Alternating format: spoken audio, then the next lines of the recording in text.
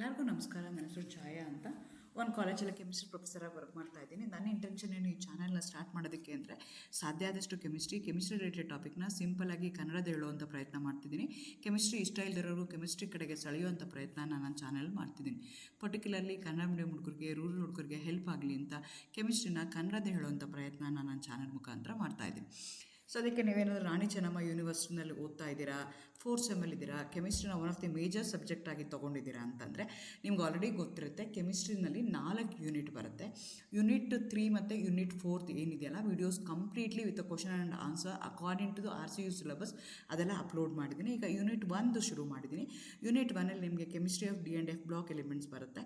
ಆ ಸೀರೀಸಲ್ಲಿ ನಾನು ಇವತ್ತು 3ನೇ ವಿಡಿಯೋ ಅಪ್ಲೋಡ್ ಮಾಡ್ತಾ ಇರೋವಂಥದ್ದು ಲ್ಯಾಂಥನೈಡ್ ಕಾಂಟ್ರಾಕ್ಷನ್ ಅಂತ ಬರುತ್ತೆ. ನಿಮಗೆ F ಬ್ಲಾಕ್ ಎಲಿಮೆಂಟ್ಸ್ನ ಕನ್ಸಿಡರ್ ಮಾಡಿಕೊಂಡ್ರೆ F ಬ್ಲಾಕ್ ಎಲಿಮೆಂಟ್ಸ್ಗೆ ನಾವು ಆ್ಯಕ್ಟಿನಾಯ್ಡ್ಸ್, ಲ್ಯಾಂಥೆನಾಯ್ಡ್ಸ್ ಅಂತ ಹೇಳ್ತೀವಿ. ಸೊ ಲ್ಯಾಂಥೆನಾಯ್ಡಲ್ಲಿ ಏನಾಗುತ್ತೆ ಅಂದರೆ ಕಾಂಟ್ರಾಕ್ಷನ್ ಆಗುತ್ತೆ. ಆ ಕಾಂಟ್ರಾಕ್ಷನ್ ಆಗೋದ್ರಿಂದ ಮೆನಿ ಕಾನ್ಫ್ಲಿಕ್ಟ್ ಆಗುತ್ತೆ. ಅದು ಏನು ಅಂತ ನೀವು ತಿಳ್ಕೊಳ್ಬೇಕು. ಅದಕ್ಕೆ ಹೇಳೋದಕ್ಕೆ ಈ ವಿಡಿಯೋ ನಾನು ಮಾಡ್ತಾಯಿದ್ದೀನಿ. ಎಗೇನ್ ವೆಲ್ಕಮ್ ಟು ಛಾಯಾ. ನನ್ನ ಚಾನಲ್ನ ಸಬ್ಸ್ಕ್ರೈಬ್ ಮಾಡಿ, ಶೇರ್ ಮಾಡಿ, ಸಪೋರ್ಟ್ ಮಾಡಿ. ಲ್ಯಾಂಥನೈಡ್ಸ್ ಅಂದರೆ ಏನು? ನಾನು ಹೇಳ್ದಂಗೆ F ಬ್ಲಾಕಲ್ಲಿ ಬರುವಂಥ ಎಲಿಮೆಂಟ್ಸ್. F ಬ್ಲಾಕ್ನ ನಾವೇನು ಮಾಡಿದ್ವಿ, we are situated in a periodic table. Being A chemistry student ನಿಮಗೆ ಗೊತ್ತಾಗಬೇಕು, ಪಿರಿಯಾಡಿಕ್ ಟೇಬಲ್ ಯಾವಾಗೂ ನಿಮ್ಮ ಮನಸ್ಸಲ್ಲಿ ಇರಬೇಕು. ನೀವು ಸ್ಟ್ರಕ್ಚರ್ಸ್ನ ಇದು ಎಲ್ಲ ಬರೀತಿದ್ದಾಗ. So lanthanides are the group of metallic element that occupy the F block of the periodic table, ranging from lanthanum number 57 to lutetium LU ಅಂತ ಹೇಳ್ತೀವಿ. ಅಟಾಮಿಕ್ ನಂಬರ್ 71 ಇದೆ. ಸೊ ಈ ಎಲಿಮೆಂಟ್ಸ್ಗೆ ನಾವೇನು ಹೇಳ್ತೀವಿ, which is situated at the periodic table. Periodic ಟೇಬಲಲ್ಲಿ ನಿಮಗೆ ಕೆಳಗಡೆ ಇರೋವಂಥ 14 ಎಲಿಮೆಂಟ್ಸ್ಗಳು ಏನಿದಾವಲ್ಲ, ಅದನ್ನು ನಾವೇನಂತ ಕರಿತೀವಿ, ಲ್ಯಾಂಥನಾಯ್ಡ್ಸ್ ಅಂತ ಕರಿತೀವಿ. Which starts from 57 to 71. ಅದನ್ನು ರೇರ್ ಅರ್ತ್ ಎಲಿಮೆಂಟ್ಸ್ ಅಂತಲೂ ಕರೀತಾರೆ. Through they are relatively abundant in earth crust. ಅದಕ್ಕೋಸ್ಕರ ಅದನ್ನು ರೇರ್ ಅರ್ತ್ ಎಲಿಮೆಂಟ್ಸ್ ಅಂತಲೂ ಅವ್ರನ್ನ ಕರೀತಾರೆ. ಸೊ ಇದರಲ್ಲಿ ಒಂದು ಇಂಪಾರ್ಟೆಂಟ್ ಪ್ಯಾರಾಮೀಟರ್ ಏನಾಗುತ್ತೆ ಅಂದರೆ ಕಾಂಟ್ರಾಕ್ಷನ್ ಆಗುತ್ತೆ. ಲ್ಯಾಂಥನಾಯ್ಡ್ ಕಾಂಟ್ರಾಕ್ಷನಿಂದ ಅದರಿಂದ ಬೇರೆ ಬೇರೆ ಅಂದರೆ ಅಬ್ನಾರ್ಮಲಿಟೀಸ್ ನಮಗೆ ಕಾಣಿಸ್ಕೊಳ್ತಾ ಹೋಗುತ್ತೆ. ನಾವು ಎಕ್ಸ್ಪೆಕ್ಟ್ ಮಾಡದೇ ಇರೋದು ಆಗ್ತಾ ಹೋಗುತ್ತೆ. ಸೊ ಅದು ಲ್ಯಾಂಥನಾಯ್ಡ್ ಕಾಂಟ್ರಾಕ್ಷನ್ ಅಂದರೆ ಏನು, ಯಾಕಾಗುತ್ತೆ, ಅದರಿಂದ ನಮಗೆ ಆಗುವಂಥ ಪರಿಣಾಮಗಳೇನು, ಅದರಿಂದ ಆಗುವಂಥದ್ದು ಒಳ್ಳೆಯದಾದ್ರೂ ಆಗಿರ್ಬೋದು, ಕೆಟ್ಟದಾದ್ರೂ ಆಗಿರ್ಬೋದು, ಅದನ್ನು ನಾನು ಇವತ್ತು ಹೇಳೋಣ ಅಂತ ಅಂದ್ಕೊಳ್ತಾ ಇದ್ದೀನಿ. Atomic size or ionic radii of positive lanthanide ions decreases steadily from La to Lu due to increase nuclear charge and electrons entering the inner n-2 f orbitals. So ನಮಗೆ ಇದನ್ನು ಆ್ಯಂಟಿ ಪೆನಾಲ್ಟಿಮೇಟ್ ಆರ್ಬಿಟಲ್ಸ್ ಅಂತ ಕರಿತೀವಿ, n-2 f orbital. ಇಲ್ಲೇನಾಗುತ್ತೆ, lanthanide contraction ಅಂದರೆ, lanthanides ಅಂದ್ರೇನು, La to Lu 57 to 91 ಏನು elements ಇದೆಯಲ್ಲ in the F block elements, ಅವನ್ನ ನಾವು ಲ್ಯಾಂಥನೈಡ್ಸ್ ಅಂತ ಕರಿತೀವಿ. ಆ ಲ್ಯಾಂಥನೈಡ್ಸು ಅಟಾಮಿಕ್ ಸೈಜ್ ಆಗಿರ್ಬೋದು ಅಥವಾ ಅಯಾನಿಕ್ ರೇಡಿಯೈ ಆಗಿರ್ಬೋದು. Of the positive ionic radii ತೊಗೋಬೇಕು ಅಂತಂದರೆ ನಾನು ಅಯಾನ್ಸ್ ತೊಗೋಬೇಕು. ಸ್ಟೇಬಲ್ ಆಗಿರೋ ಅಯಾನಿಕ್ ಸ್ಟೇಟ್ ಯಾವುದಿರುತ್ತೆ ಅಂತಂದರೆ 3+ ಇರುತ್ತೆ. ಪಾಸಿಟಿವ್ ಲ್ಯಾಂಥನಾಯ್ಡ್ ಅಯಾನ್ ನಾನು ತೊಗೊಂಡ್ರೆ ಅದೇನಾಗುತ್ತೆ, ಸ್ಟಡಿಲಿ ಏನಾಗುತ್ತೆ, ಡಿಕ್ರೀಸ್ ಆಗ್ತಾ ಬರುತ್ತೆ. ಫ್ರಮ್ ಲ್ಯಾಥೇನಿಯಮ್ ಟು ಲುಥೇನಿಯಮ್ ಚೇಂಜ್ ಆಗ್ತಾ ಬರುತ್ತೆ. ಯಾಕೆ ಚೇಂಜ್ ಆಗುತ್ತೆ ಅಂದರೆ, ಈ ಎಲೆಕ್ಟ್ರಾನ್ಸ್ ಏನು ಮಾಡ್ತವೆ ಅಂದರೆ, they going to enter n-2 f orbital. ಅದು n-2 f ಆರ್ಬಿಟಲ್ ಆಗಿರೋದಕ್ಕೋಸ್ಕರ nuclear charge effective nuclear charge ಜಾಸ್ತಿ ಆಗುತ್ತೆ. ಹಾಗಾಗಿ ಏನಾಗುತ್ತೆ ಅಂತಂದರೆ ಆ ಸೈಜ್ ಏನಾಗುತ್ತೆ, ಮಾಲಿಕ್ಯೂಲ್ದು ಡಿಕ್ರೀಸ್ ಆಗುತ್ತೆ. ಸೊ ಇದು ನಿಮ್ಗೆ ಚೆನ್ನಾಗಿ ಅರ್ಥ ಆಗಬೇಕು ಅಂತಂದರೆ ನಿಮಗೆ ಪಿರಿಯಾಡಿಕ್ ಪ್ರಾಪರ್ಟೀಸ್ ಬಗ್ಗೆ ಗೊತ್ತಿರಬೇಕು, ನ್ಯೂಕ್ಲಿಯರ್ ಚಾರ್ಜ್ ಅಂದರೆ ಏನು ಅಂತ ನಿಮಗೆ ಅರ್ಥ ಆಗಬೇಕು. ಸೊ ಅಟಾಮಿಕ್ ಸೈಜ್ ಅಂದರೆ ಏನು, ಅಟಾಮಿಕ್ ಸೈಜ್ನ 2 ಥರ ಹೇಳ್ತಾರೆ. ಅಯಾನಿಕ್ ರೇಡಿಯೈ ಅಂತ ಹೇಳ್ತಾರೆ, ಅಟಾಮಿಕ್ ರೇಡಿಯೈ ಅಂತ ಹೇಳ್ತಾರೆ. ನಿಮಗೆ ಗೊತ್ತು ಆಟಮ್ ಯಾವ ಥರ ಇರುತ್ತೆ, ಸ್ಪೆರಿಕಲ್ ಶೇಪಲ್ಲಿರುತ್ತೆ. ಸ್ಪೆರಿಕಲ್ ಶೇಪಲ್ಲಿದ್ದರೆ ಅದರದ್ದು ಸೈಜ್ ನೀವು ಹೆಂಗೆ ಹೇಳ್ತೀರಾ ಅಂದರೆ ಇನ್ ಟರ್ಮ್ಸ್ ಆಫ್ ರೇಡಿಯಸಲ್ಲಿ ಹೇಳ್ತೀರಾ. ಅದು ಅಯಾನ್ ಆದರೆ ಅಯಾನಿಕ್ ರೇಡಿಯೈ ಅಂತ ಹೇಳ್ತೀವಿ, ಆಟಮ್ ಆದರೆ ಅಟಾಮಿಕ್ ರೇಡಿಯೈ ಅಂತ ಕರಿತೀವಿ. ಈ ಅಟಾಮಿಕ್ ರೇಡಿಯೈ ಅಥವಾ ಅಯಾನಿಕ್ ರೇಡಿಯೈ ಏನಿದೆಯಲ್ಲ, it's a distance between the ಸೆಂಟ್ರಲ್ಲಿ ಏನಾಗಿದೆ, ನಮಗೆ ನ್ಯೂಕ್ಲಿಯಸ್ ಇದೆ. ಅದು ಯಾವ ಚಾರ್ಜ್ ಇದೆ, ಪಾಸಿಟಿವ್ಲಿ ಚಾರ್ಜ್ ಇದೆ. ಅದೇ ಥರ ಈ ಎಲೆಕ್ಟ್ರಾನ್ಸ್ ಎಲ್ಲ ಏನಾಗಿದೆ, ನೆಗೆಟಿವ್ಲಿ ಚಾರ್ಜ್ಡ್ ಆಗಿರ್ತವೆ. ಅವೆರಡರ ಮಧ್ಯೆ ಇರುವಂಥ ಡಿಸ್ಟೆಂಟ್ ಅಂದರೆ ಔಟರ್ ಮೋಸ್ಟ್ ಶೆಲ್ಲಲ್ಲಿ ಇರುವಂಥ ಎಲೆಕ್ಟ್ರಾನು ಎಲ್ಲಿದೆಯಲ್ಲ ಅಲ್ಲಿಂದ ಮತ್ತು ಸೆಂಟರ್ ಆಫ್ ದಿ ನ್ಯೂಕ್ಲಿಯಸ್ ಅವೆರಡರ ಮಧ್ಯೆ ಇರುವಂಥ ಡಿಸ್ಟೆನ್ಸ್ಗೆ ನಾವೇನಂತ ಕರಿತೀವಿ, ಅಯಾನಿಕ್ ರೇಡಿಯೈ ಅಂತ ಕರಿತೀವಿ, ಅಥವಾ ಅಟಾಮಿಕ್ ಸೈಜ್ ಅಂತ ಕರಿತೀವಿ, ಇಲ್ಲಾಂದರೆ ಅಟಾಮಿಕ್ ರೇಡಿಯೈ ಅಂತ ಕರಿತೀವಿ. ನಾವು ಆಟಮ್ನ ಏನು ಮಾಡ್ತೀವಿ, ಸ್ಪೆರಿಕಲ್ ಇನ್ ಶೇಪ್ ಅಂತ ಕನ್ಸಿಡರ್ ಮಾಡ್ತಾ ಇದ್ವಿ. ಸ್ಪೆರಿಕಲ್ ಇದ್ದಾಗ ಅದರ ರೇಡಿಯಸ್ನ ಕಂಡುಹಿಡಬೇಕು. ಹೇಗೆ ರೇಡಿಯಸ್ನ ಕಂಡುಹಿಡಿತೀನಿ, ಸರ್ಕಂಫರೆನ್ಸಿಂದ ಸೆಂಟ್ರಿಗೆ ಮಾಡ್ತೀನಿ. ಇಲ್ಲಿ ನನಗೆ ಸರ್ಕಂಫರೆನ್ಸ್ ಅಂದರೆ ಯಾವುದು ಅಂದರೆ ಇನ್ ಟರ್ಮ್ಸ್ ಆಫ್ ಆಟಮ್ ಅಂದರೆ ಔಟರ್ ಮೋಸ್ಟ್ ಶೆಲ್ಲಲ್ಲಿರುವಂಥ ಎಲೆಕ್ಟ್ರಾನ್. ಸೊ ಔಟರ್ ಮೋಸ್ಟ್ ಶೆಲ್ಲಲ್ಲಿರುವಂಥ ಎಲೆಕ್ಟ್ರಾನ್ಗೂ ಮತ್ತು ಸೆಂಟರ್ ಆಫ್ ದಿ ನ್ಯೂಕ್ಲಿಯಸ್ ಅವೆರಡರ ಮಧ್ಯೆ ಇರುವಂಥ ಡಿಸ್ಟೆನ್ಸ್ಗೆ ನಾನು ಏನಂತ ಕರಿತೀನಿ, ಅಟಾಮಿಕ್ ಸೈಜ್ ಅಂತ ಕರಿತೀನಿ. ಈ ಅಟಾಮಿಕ್ ಸೈಜ್ ಏನಾಗುತ್ತೆ, ಫಸ್ಟ್ ಎಲಿಮೆಂಟಿಂದ ಲಾಸ್ಟ್ ಎಲಿಮೆಂಟ್ಗೆ 57ಇಂದ 91ಕ್ಕೆ ಬಂದಾಗ ಡಿಕ್ರೀಸ್ ಆಗ್ತಾ ಹೋಗುತ್ತೆ. ಯಾಕೆ ಡಿಕ್ರೀಸ್ ಆಗುತ್ತಲ್ಲ ಅದಕ್ಕೆ ನಾವೇನಂತ ಕರಿತೀವಿ, ಲ್ಯಾಂಥನೈಡ್ ಕಾಂಟ್ರಾಕ್ಷನ್ ಕಾಂಟ್ರಾಕ್ಷನ್ ಆಗ್ತಾ ಬರ್ತವೆ, ಚಿಕ್ಕದಾಗ್ತಾ ಬರ್ತವೆ. ಯಾಕೆ ಚಿಕ್ಕದಾಗ್ತಾ ಬರ್ತವೆ ಅಂದರೆ ನಾನು ಮುಂದೆ ಹೇಳ್ತಾ ಹೋಗ್ತೀನಿ. This gradual decrease in size with a increase in atomic number ಜಾಸ್ತಿ ಆಗ್ತಾ ಹೋದಂಗೆ ಏನಾಗುತ್ತೆ, ಸೈಜು ಡಿಕ್ರೀಸ್ ಆಗ್ತಾ ಹೋಗುತ್ತೆ. ಬಟ್ ಆ್ಯಕ್ಚುಲಿ ಏನಾಗುತ್ತೆ, ಇನ್ನು ಎಸ್ಸು ಮತ್ತು ಪಿ ಬ್ಲಾಕ್ ಎಲಿಮೆಂಟ್ಸಲ್ಲಿ ನೀವು ಕನ್ಸಿಡರ್ ಮಾಡಿದ್ರೆ ರೆಪ್ರೆಸೆಂಟೇಟಿವ್ ಎಲಿಮೆಂಟ್ಸ್ ಅಂತ ಏನು ಕರಿತೀವಿ, ಅಥವಾ ಜನರಲ್ ಪ್ರಾಪರ್ಟಿ ಆಫ್ ಪಿರಿಯಾಡಿಕ್ ಪ್ರಾಪರ್ಟೀಸ್ನ ನೀವು ಕನ್ಸಿಡರ್ ಮಾಡಿದ್ರೆ atomic size should increase with increase in atomic number ಜಾಸ್ತಿ ಆಗ್ತಾ ಹೋದಂಗೆ ಏನಾಗುತ್ತೆ, ನಂಬರ್ ಆಫ್ ಶೆಲ್ಸ್ ಜಾಸ್ತಿ ಆಗುತ್ತೆ. ನಂಬರ್ ಆಫ್ ಶೆಲ್ಸ್ ಜಾಸ್ತಿ ಆಗ್ತಾ ಹೋದಂಗೆ ಡಿಸ್ಟೆನ್ಸು ಜಾಸ್ತಿ ಆಗ್ತಾ ಹೋಗುತ್ತೆ. ಆದರೆ in lanthanoids the element start from 57 to 91 ಏನಾಗುತ್ತೆ, gradually there will be decrease in the atomic size, particularly ionic radii of tri-positive lanthanoid ion with increase in atomic number. This we are going to call it as a lanthanoid contraction. Idinu 2 marks ku keltare, what is lanthanoid contraction? So ionic radii of the tri-positive lanthanoid ion decreases steadily with increase in atomic number. This we are going to call it as lanthanoid contraction anta karitivi. ಈ ಲ್ಯಾಂಥನಾಯ್ಡ್ contraction ಯಾಕಾಗತ್ತೆ ಅಂತಂದರೆ, when you consider the electronic configuration, ಎಲೆಕ್ಟ್ರಾನ್ಸ್ನ ಬರೀತಾ ಹೋದಾಗ ಹೆಂಗೆ arrange ಆಗ್ತವೆ ನನ್ನ atom, particularly with electronoids ಅಂದರೆ they going to enter n-2 f orbitals ಆಗಿರ್ತವೆ. ಸೊ ಅವೇನು ಮಾಡ್ತವೆ, 4f ಎಲೆಕ್ಟ್ರಾನ್ಸ್ಗೆ 4f ಆರ್ಬಿಟಲಲ್ಲಿ ಫಿಲ್ ಆಗ್ತವೆ. 4f ಎಲೆಕ್ಟ್ರಾನ್ಸ್ ಏನಾಗುತ್ತೆ, they will be very close to the nucleus. ಹಂಗಾಗಿ ಏನಾಗುತ್ತೆ, ಅವು ಶ್ರಿಂಕ್ ಆಗುತ್ತೆ. ಯಾಕೆ ಅಂತ ನಾನು ಮುಂದಿನ ಸ್ಲೈಡ್ಸಲ್ಲಿ ಎಕ್ಸ್ಪ್ಲೈನ್ ಮಾಡ್ತಾ ಹೋಗ್ತೀನಿ. ಲ್ಯಾಂಥನಾಯ್ಡ್ ಕಾಂಟ್ರಾಕ್ಷನ್ ಅಂದ್ರೇನು, ionic radii of the lanthanide keep on decreases as you increase the atomic number. This gradual decrease in size we are going to call it as lanthanoid contraction ಅಂತ ಕರಿತೀವಿ. ನೋಡಿ ಇಲ್ಲಿ ಕೊಟ್ಟಿದ್ದೀವಿ, ನಾನು positive ಅಯಾನ್ನ ತೊಗೊಂಡಿದ್ದೀನಿ, from La to lutetium ತೊಗೊಂಡಿದ್ದೀನಿ. There will be gradually decreasing with the increase in atomic number. ನಾನು ಹೆಂಗೆ ಗ್ರಾಫ್ ಪ್ಲಾಟ್ ಮಾಡಿದ್ದೀನಿ ಅಂದರೆ, ಒಂದು ಕಡೆಗೆ ನಿಮಗೆ ಯಾವುದನ್ನು ತೊಗೊಂಡಿದ್ದೀನಿ, ಅಟಾಮಿಕ್ ನಂಬರ್ನ ತೊಗೊಂಡಿದ್ದೀನಿ, ಝೆಡ್ಡಿಂದ ಹೇಳ್ತೀವಿ. ಅಟಾಮಿಕ್ ನಂಬರ್ ಏನು ಮಾಡ್ತಾ ಇದ್ದೀನಿ, ಇನ್ಕ್ರೀಸಿಂಗ್ ಇಲ್ಲಿ ಬರ್ಕೊಳ್ತಾ ಹೋಗ್ತಾ ಇದ್ದೀನಿ. ಈ ಕಡೆ ಏನಾಗ್ತಿದೆ ಅಂದರೆ ಅಯಾನಿಕ್ ರೇಡಿಯಸ್ ಇದೆ, ಇನ್ ಟರ್ಮ್ಸ್ ಆಫ್ PM ಇದೆ. ಸೊ ಇಲ್ಲಿ ಏನಾಗ್ತಾ ಇದೆ, ಇಲ್ಲಿ ನಾನು 80, 90, 100, 110 ತೊಗೊಂಡಿದ್ದೀನಿ. ಇಲ್ಲಿ 56, 58 ಅದೇ ಥರ ಬರ್ಕೊಂಡಿದ್ದೀನಿ. ಇನ್ಕ್ರೀಸ್ ಮಾಡ್ತಾ ಹೋಗ್ತೀರಾ. ಈಗ La3+ ಏನಿದೆಯಲ್ಲ ಅದರದ್ದು ಏನಾಗಿದೆ, ಅಯಾನಿಕ್ ರೇಡಿಯಸ್ನ ನೋಡ್ಕೊಳ್ಳಿ ಎಷ್ಟಿದೆ ಅಂತ. ಅದೇ ಥರ ಲುಥೀನಿಯಮ್ನ ತೊಗೊಂಡ್ರೆ ಅದೇನಾಗಿದೆ, Lu3+ ಏನಾಗ್ತಿದೆ, ಕಡಿಮೆ ಬರ್ತಿದೆ.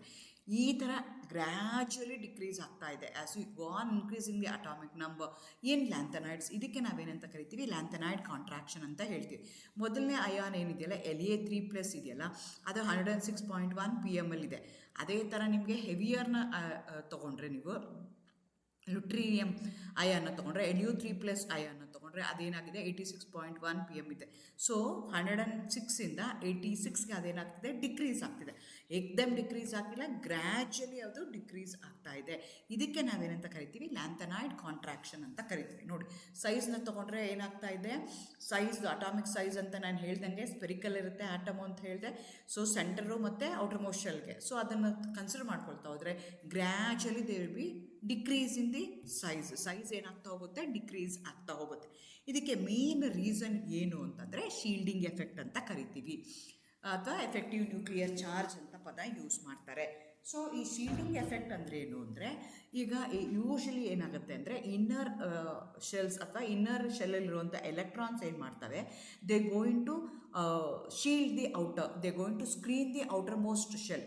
ಸೊ ಈಗ ನಾನು ಯಾವುದೇ ಒಂದು ಕೆಮಿಕಲ್ ರಿಯಾಕ್ಷನ್ ಆಗಬೇಕು ಅಂದರೆ ಏನಾಗಬೇಕು, ಔಟರ್ ಮೋಷನಲ್ಲಿರುವಂಥ ಎಲೆಕ್ಟ್ರಾನ್ ಶುಡ್ ಕಾಂಟ್ರಿಬ್ಯೂಟ್. ಈಗ ಒಂದು ಕೆಮಿಕಲ್ ಬಾಂಡಿಂಗ್ ಆಗಬೇಕು ಅಂದರೆ ಔಟರ್ ಮೋಷನಲ್ಲಿರುವಂಥ ಒಂದು ಎಲೆಕ್ಟ್ರಾನ್ ಏನು ಮಾಡಬೇಕು, ನಾನು ಹೊರಗಡೆ ತೆಗಿಬೇಕು.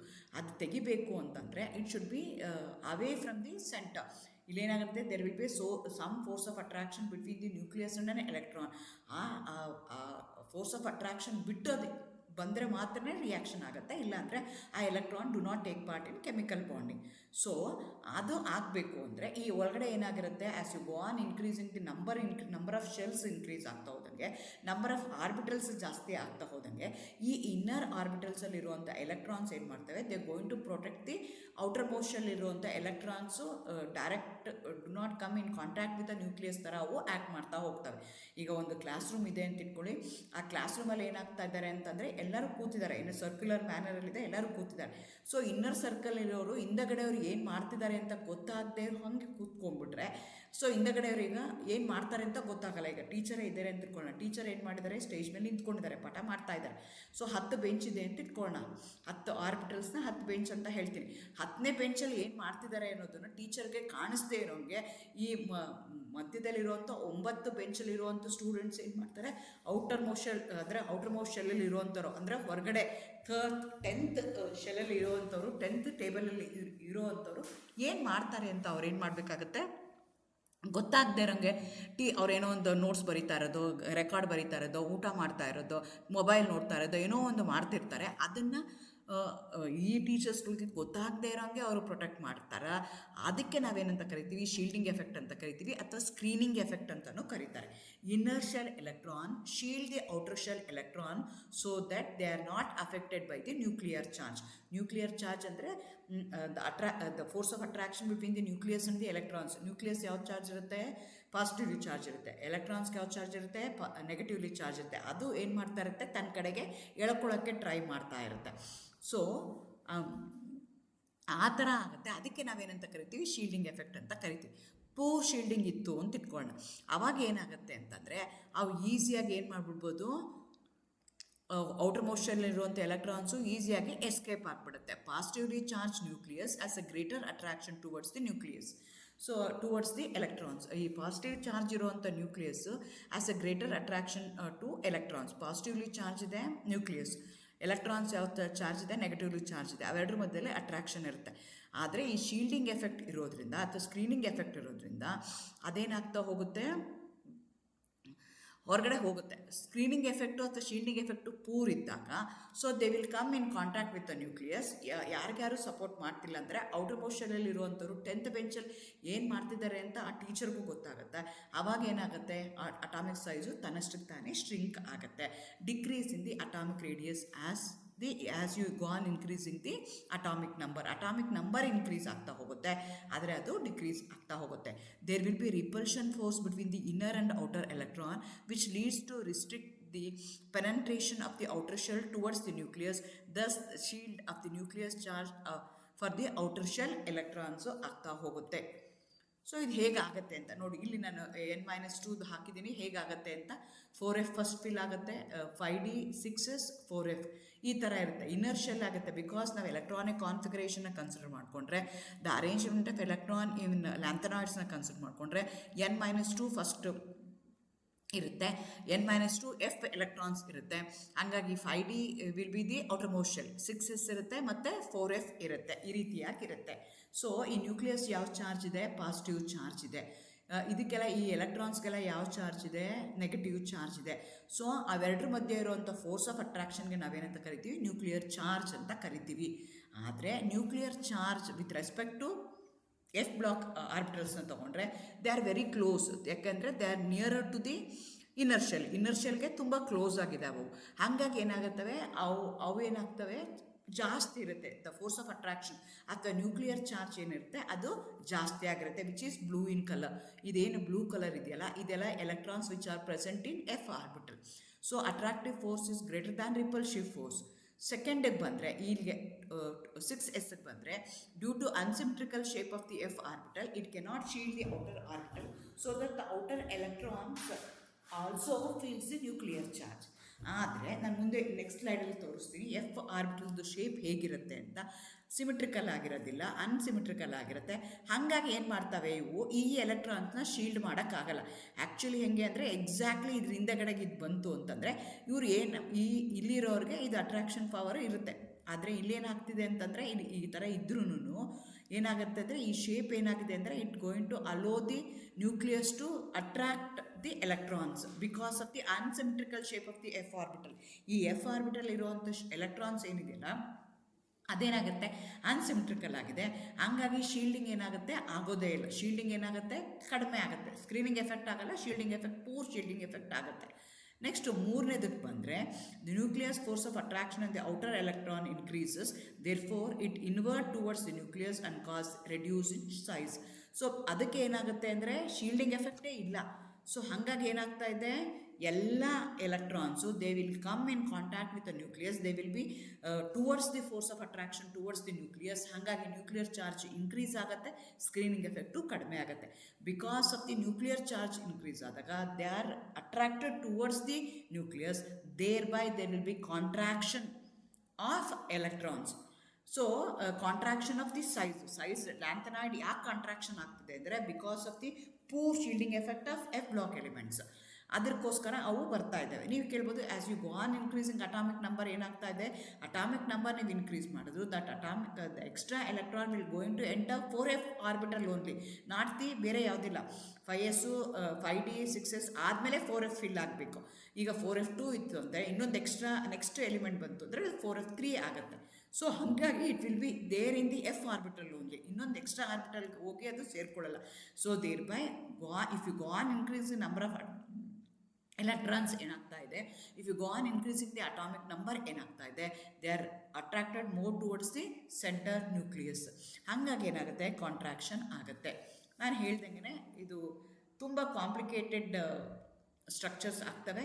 ಹೇಗೆ D orbitals will be oriented in 5 directions ಅಂತ ಹೆಂಗೆ ಹೇಳ್ತೀವಿ, ಹಾಗೆ F orbitals will be oriented in 7 directions. So ಈ ರೀತಿಯಾಗಿ ಇದಾಗಿರುತ್ತೆ. So they are not even, they are symmetrical ಆಗಿಲ್ಲ, ಅನ್ಸಿಮಿಟ್ರಿಕಲ್ ಆಗಿದೆ. ಹಾಗಾಗಿ ಈಸಿಯಾಗಿ ಅವು ಪಾಪ್ಔಟ್ ಮಾಡೋಕ್ಕೆ ಈಸಿ ಆಗುತ್ತೆ.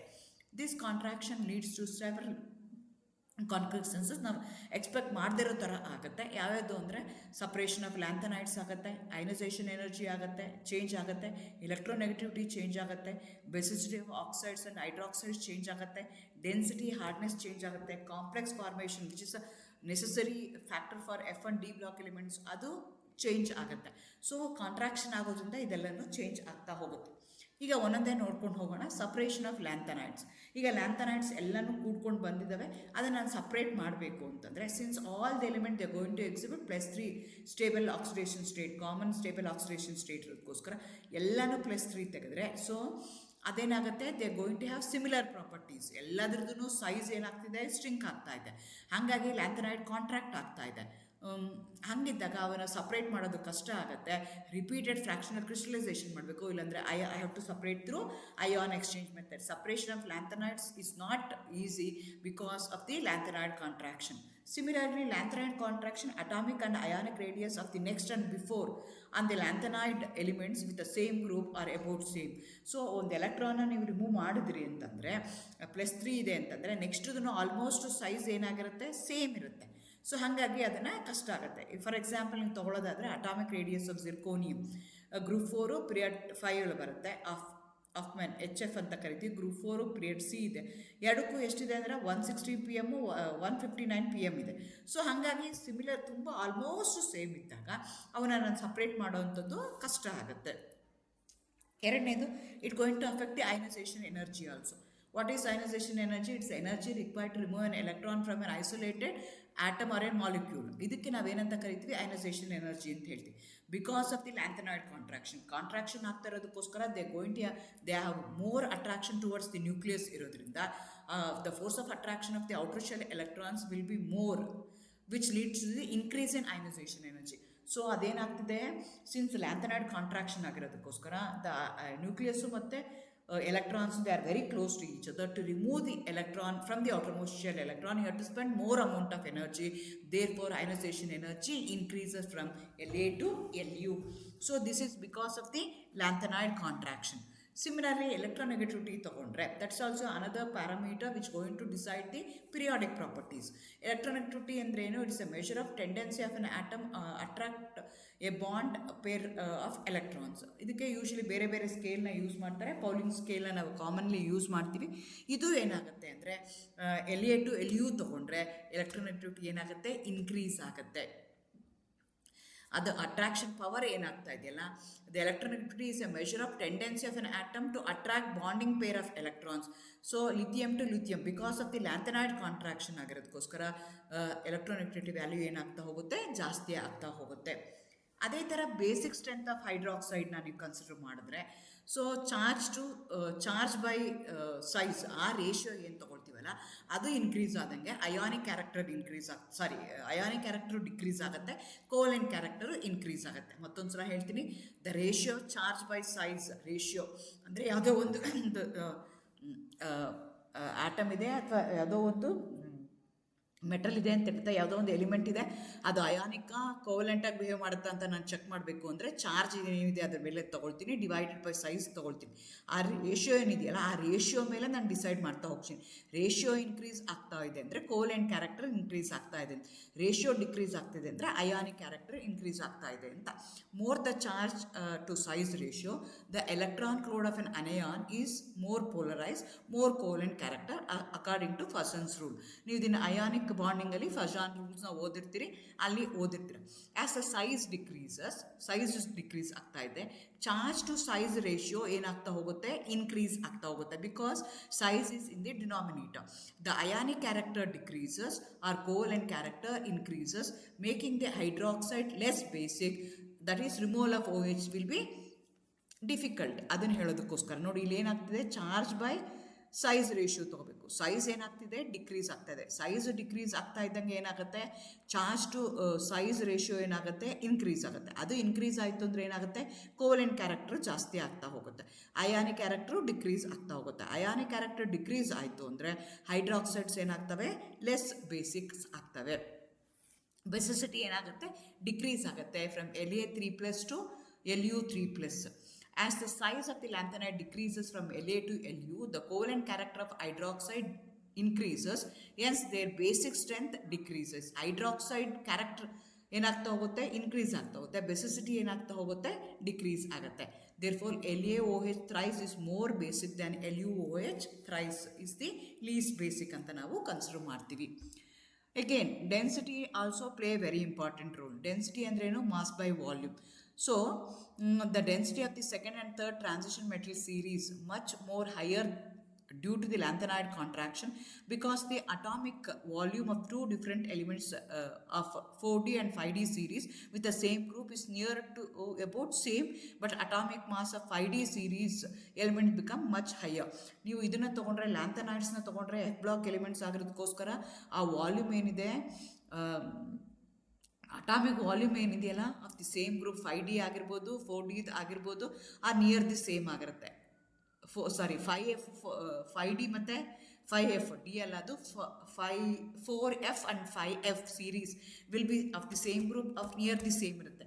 ಬಟ್ 5D ಸೀರೀಸ್ ಆಯಿತು ಅಂದರೆ ಪ್ರತಿಯೊಂದು ಎಲಿಮೆಂಟ್ಗೂ ಬೇರೆ ಆಗ್ತಾ ಹೋಗುತ್ತೆ, ಹಾಗಾಗಿ ಅದನ್ನು ನಮಗೆ ಡಿಫ್ರೆಂಟ್ ಆಗ್ತಾ ಹೋಗುತ್ತೆ. ನೆಕ್ಸ್ಟ್ ಪ್ಯಾರಾಮೀಟರ್ ಅಂದರೆ what is the consequences of lanthanoid contraction ಅಂತ ನೀವು ಕನ್ಸಿಡರ್ ಮಾಡಿದ್ರೆ, ಕಾಂಪ್ಲೆಕ್ಸ್ ಫಾರ್ಮೇಷನ್.